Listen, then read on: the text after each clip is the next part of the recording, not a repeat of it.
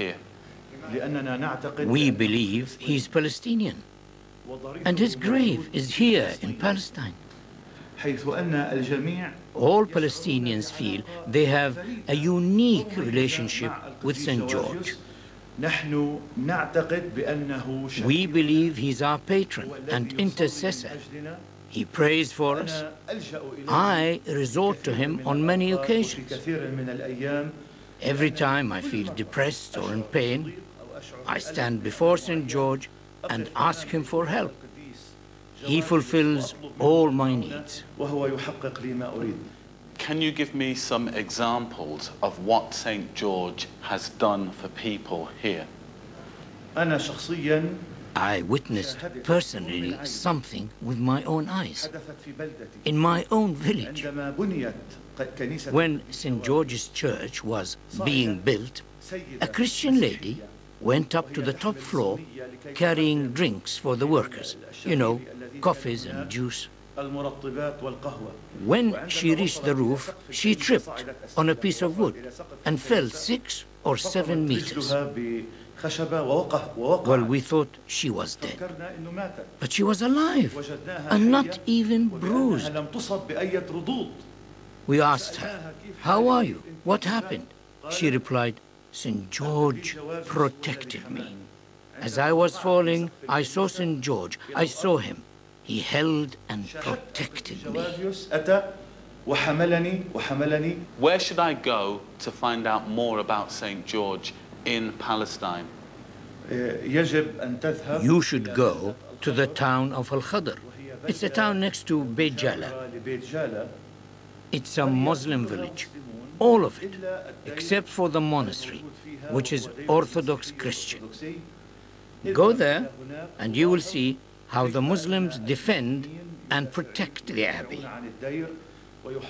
You should also go to Lid.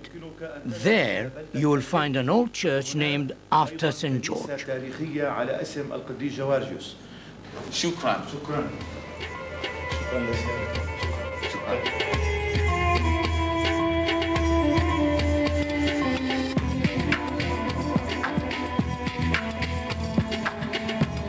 I was amazed to hear from Father Hannah that people believe St. George is still working miracles today here in the Holy Land. I'm heading for the town of Lid he's told me of. It's in the historic territory of Palestine, now Lod in present-day Israel, 2 hours outside of Jerusalem. Lid is a small town, and on the outskirts I found the Greek Orthodox Church of St. George. I'm greeted and welcomed inside. And it soon makes sense why this church has become so important in understanding the life of the saint. It's a visual celebration of St. George, and images of the warrior saint are everywhere.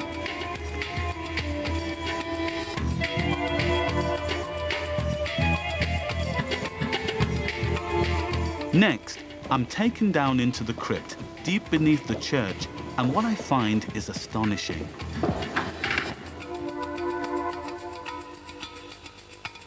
It's a tomb for St. George that I'm told marks the place where some believe the warrior saint was actually buried. The tomb has become a shrine and a place of pilgrimage for thousands of believers from around the world who come to see it each year. Ως τον εχμαλώτων ελευθερωτής και των πτωχών υπεράσπιστης, ασθενούντων ιατρός, βασιλέων υπέρμαχος, τροπεοφόρε μεγάλο μάρτης Γεώργιε, πρέσβευε Χριστό το Θεό, σωθήνε τας ψυχάς ημών. Here is the place where the tradition of the church keeps that St. George was buried. We make this sign of the cross and we kiss, expressing this way our love and our veneration to the saint. So for literally hundreds of years, people have been coming here and venerating this particular spot. This is exactly so, and from here, his memory and his fame was spread. So this is where it all begins. Yes, so the seed of St. George the Martyr, it's here and it spreads everywhere, including England. Yes, yes, this is exactly so. So George is a really powerful symbol here then. He is a power symbol throughout the centuries, and he will continue to be. And it is shown by the faithfuls who come here. What does it show? What does it mean? That there is reality and there is truth in the person and the way of life of the saint. So for you, George was a living person and is still a living saint today. Yes, he was a living person and is a living person in heaven. The power of St. George is becoming clearer, but the key to understanding his power lies in his martyrdom, how he died for his faith. The Greek Orthodox Church tells a fantastic story. George was born in 280. Aged 18, he joined the Roman army. He converted to Christianity after witnessing the slaughter of Christians at the hands of the Roman Emperor Diocletian. But George boldly refuses to renounce his faith. He's tortured, stabbed with spears, cut with knives, and given deadly poison. According to medieval stories, George is said to have died and come back to life 3 times throughout his torture, before finally he was beheaded and died on the 23rd of April, 303. Clearly, St. George means a great deal to the people here. They venerate a relic, a piece of bone said to be from George's body. We kiss the relics, and we believe strongly through the relics we take the grace of the God. But there's another revelation about George that I'm not expecting. The people who come here to honor the saint aren't always from the Christian faith.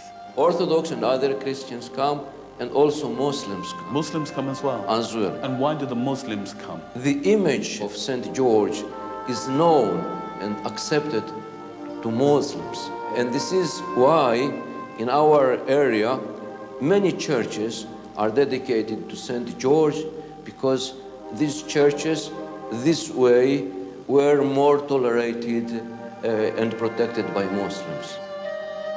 Yes. This is a remarkable discovery. Muslims honoring St. George. There's even a mosque here connected to the church sharing St. George's legendary burial site. But how could it be that Muslims honor a Christian saint, the very saint said to have helped the Crusaders? Just what is his appeal to Muslims? Is it really possible that the symbol of racism I'd grown up feeling ashamed of could actually have real contemporary relevance in multi-faith England today?